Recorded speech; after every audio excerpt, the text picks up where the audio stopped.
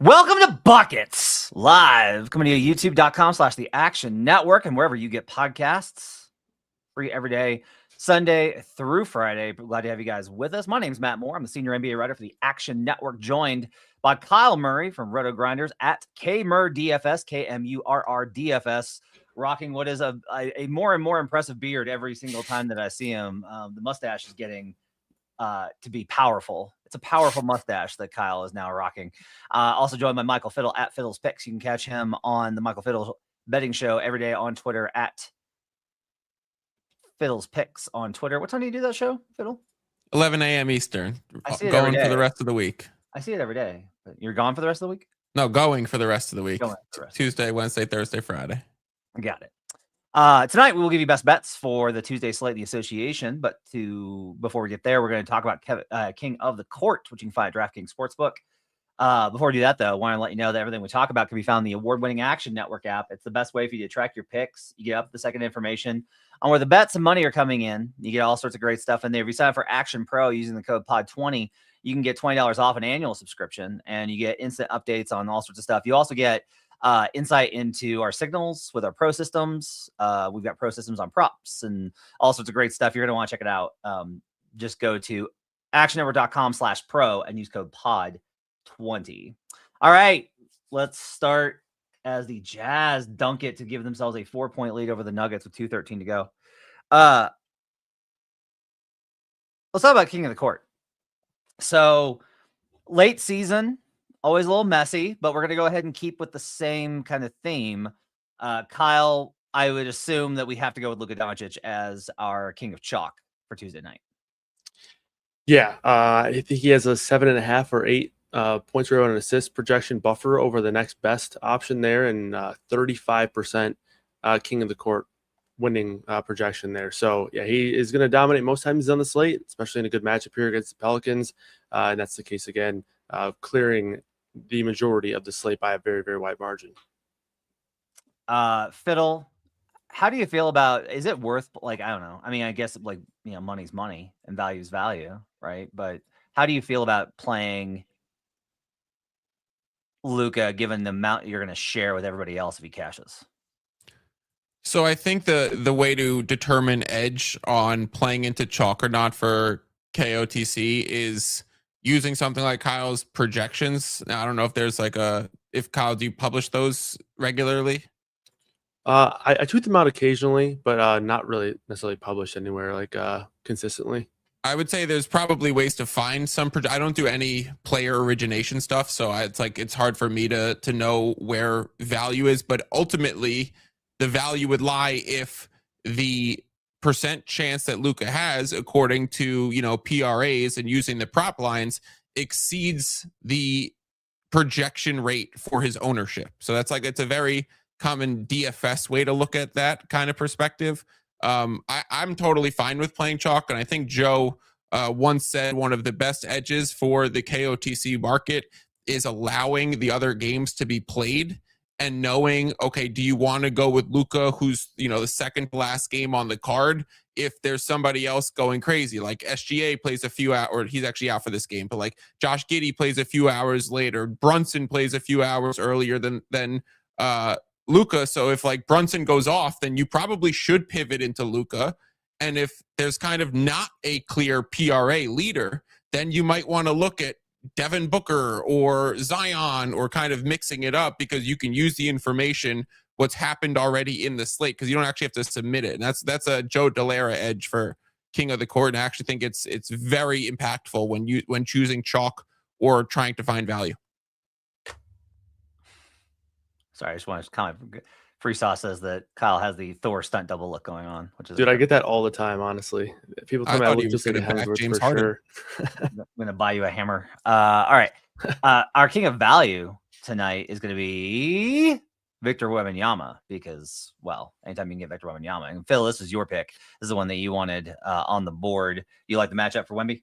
Yeah, I like the matchup. No Embiid. This should be a faster paced game for the 76ers. We'll get into it in the 3-star situation, but definitely going to be on the over for the game total. Expect the game total to rise like 3 points. Wemby should be a prominent feature of that, coming off of the kind of weaker game against the Knicks. The only slight concern I have with Wemby is the news of his friend missing and him being like a little outspoken. So maybe he's got some off the court stuff that might impact his headspace in the game. But I think just value wise on his stats that he could put up, I mean, it could be nuclear on any given night. And this one aligns matchup and pace expectation. Now, our king of fun is going to be Josh Giddey, who had a triple-double the other night in his return. You've only got him for 31 PRA here, 32 rounded up. Kyle, should we pivot to Cade because he's number 2 on your list here? Yeah, I don't mind Cade. I think he might be a little bit more popular. I think Giddey is going to be pretty low on. I think he would be one of those guys. He obviously has the upside to match some of these guys. Obviously, Luke, if he has a big night, not many people are going to match him. But if you get down nights from a lot of these studs, I think Giddey is one of those guys who can, even in only 29, 30, 31 minutes, he can obviously go out there and put up 45 PRA any given night. I will say, I think like the main thing here for Giddey is I think there is a chance that we see like a mass subbing of or a resting of some of these Thunder guys. We've seen the Thunder do it a couple times so far, even in the past 3 or 4 weeks. So that would obviously improve his matchup. Thunder defensively, they sit guys like Dort, Casey Wallace, any of those guys end up sitting, even though they're not on the report now, a lot of time before then. So that's like the main pitch for Giddey there. But Cade, yeah, I think he also projects very well. I have him for like 36, 37 minutes. He went off in this one against Cleveland. He actually didn't even score all that great and only had a 7 or 8 assist game in the same match against Cleveland. Didn't play in the overtime game either. I think this is the one with the closest. This game is the closest on spread on the board. So, a little bit of added upside there. If the game does go to overtime, 5 extra minutes would certainly help. So I don't mind Cade. I do think he might be a little bit more popular. I think he has the 2nd or 3rd highest PRA line on the board. So you might have some more backers there, but yeah, certainly a good option.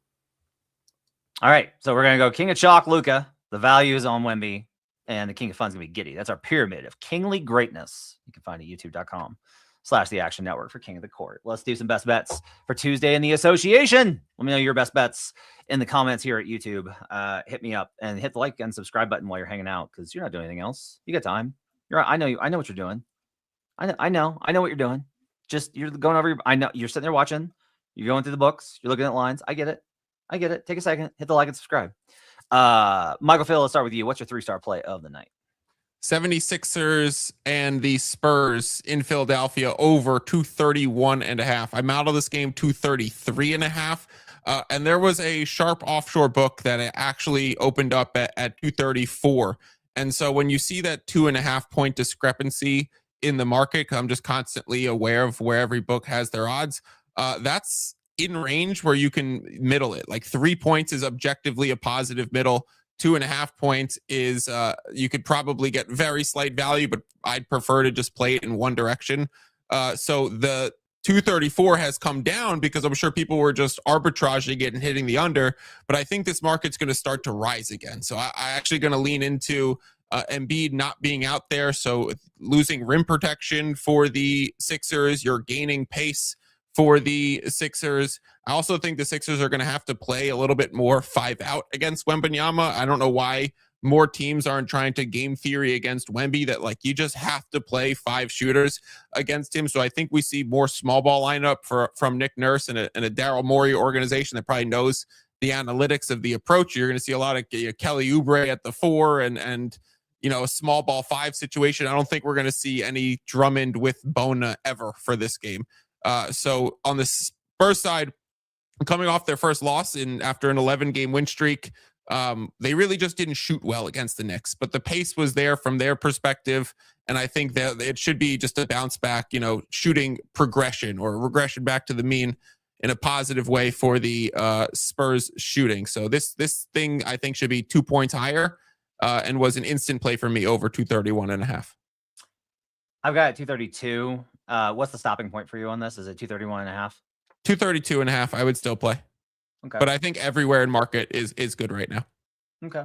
I'm gonna like the Spurs in this one as well. I just think there's probably with Embiid, they haven't been good here consistently, and I think this is probably a good spot to Go ahead and grab the San Antonio for a bounce back spot versus the Sixers as well. So you can put together a little SGP on that if you want. Kyle Murray, what's your 3-star bet of the night?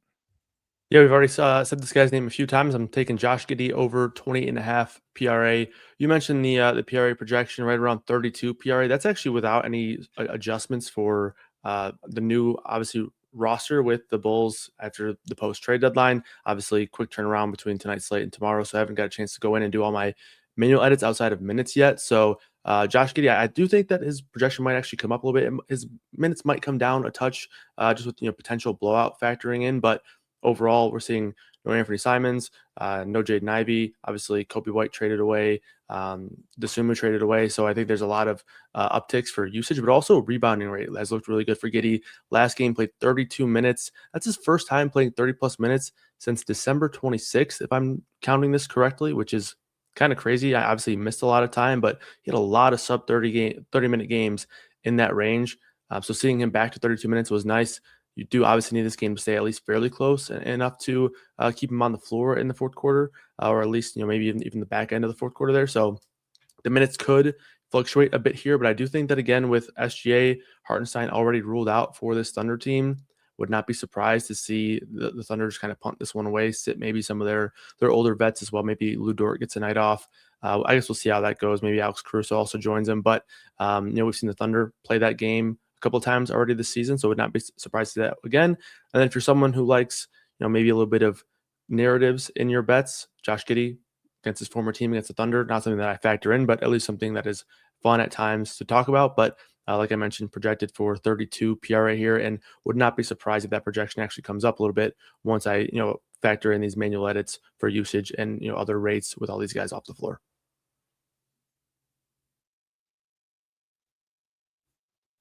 I think we got you on mute. Yeah, I think you're muted. Cash minus 1,000. It's his old team, but it's a non-conference game.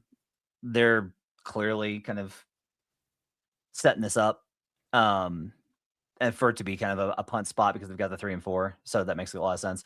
We're going to talk Sunday on Future Jays about the whole Shai Gilgeous. Like, we're getting really close here on a lot of these guys. Like, we're just getting so close on a lot of these guys with the minutes, with the games available for the for MVP eligibility at 65 games. So we're just gonna have to talk about it and kind of in detail on Sunday's show. So be able to look out for that. That's Kyle Murray's 3-star bet, Josh Giddey over 28.5. Yeah. All right, Fiddle, let's go back to you. Where are your 2 and your 1 stars for the night? For my 2-star, I'm going to go with the Pelicans plus 10.5, plus 10, totally fine too. This is pricing Zion as questionable, and I understand Zion is questionable for the game, and we've had interviews from Zion last year saying it's the team's decision, it's not my decision, when he's like, I'll play back-to-backs, but the team won't let me. Here's what I think's the difference in this case. Like, he was in studio in LA on SportsCenter today with Malika, and Malika Andrews asked him when he expects to be back, and he's like, I expect to play tomorrow against the Lakers. So clearly he's ready to go and wants to play, and the Pelicans are not in tank mode like they were last season, where like it improved the team in the long term by potentially sitting Zion out for some second night of back-to-back situation. So I think Zion's going to play. And even though he's questionable, if he's on interviews saying, I expect myself to play tomorrow, I think he's going to go. And I think that should just move the line at least a full point here. So I wouldn't be surprised to see 9s or 9.5 pop up as the closing line here. So I like Pelicans plus 10.5, plus 10. I would sprinkle on the money line. It should be anything like north of plus 320. So I would also, divvy up your exposure on your 2-star, whether it's like 2/3 on the spread and 1/3 money line is what I did. What's the injury report look like for the Lakers on this one? Totally clean. Totally clean. Okay. The only person that scares me being back, because he matters so much more ATS than he's given credit for, is Rui. Which is funny because I've still got him as a -1 based off of EPM stuff. But he has been like huge for just making them function. They just don't function well when he doesn't play, and you're right. So this is tough, man. I'm gonna be on this with you, so I'm writing it up. Knicks Raptors over 224.5 is your 1-star. Tell me about that one. Yeah, you could get 223.5 in market right now. 224.5, I'm totally fine with as well. Pricing this closer to 226 for these two teams. And then we know Mitchell Robinson is expected to sit this one on the front end of a back-to-back, with the second one being against the Thunder on Wednesday. As we expect SGA back. We expect Mitchell Robinson back for that marquee Wednesday game. And then Colin Murray-Boyles for the Toronto Raptors also out and already announced. So Scotty Barnes was put on the injury report and then he was removed with the thigh. So Scotty should be able to go. And then we're also missing two bigs. So if I'm pricing this at 226, then I would start to make the manual adjustment for probably missing two bigs and think this is going to be a faster paced game, because there's not going to have the slowing down effect of these guys who are good rim protectors, who are pick and roll players. You're going to see way more transition opportunities for both of these teams. So I like the over 224.5 here, but there are 223.5s available in market as well. Okay. I'm going to be on the Knicks in this one as well in the spot, even though they're never good on the road, it seems like. I agree with Knicks, and you also mentioned Spurs for that game, and I probably agree with that one too. Put together money line parlay, baby. Let's go. Kyle Murray, what are your 2 and your 1-stars? Yeah, I'm going to Evan Mobley over 25.5 PRA for my 2-star. Obviously, coming off of that big game on Friday night, I believe it was, against the Pistons, where him and Jared Allen both went off. Obviously, it is worth noting that Isaiah Stewart is set to return for this game off the suspension. That is going to make the interior defense and just the defense in general for the Pistons better. But nonetheless, I still think this is a good matchup for him. And I think the key reason why I do like this spot is no Donovan Mitchell, but also James Harden off the report. I think that actually benefits his point production here in this spot. Obviously, you're going to see James Harden. We've seen it a lot with Jared Allen over the last few games there with Harden, but Mobley's been on a bit of a minutes limit.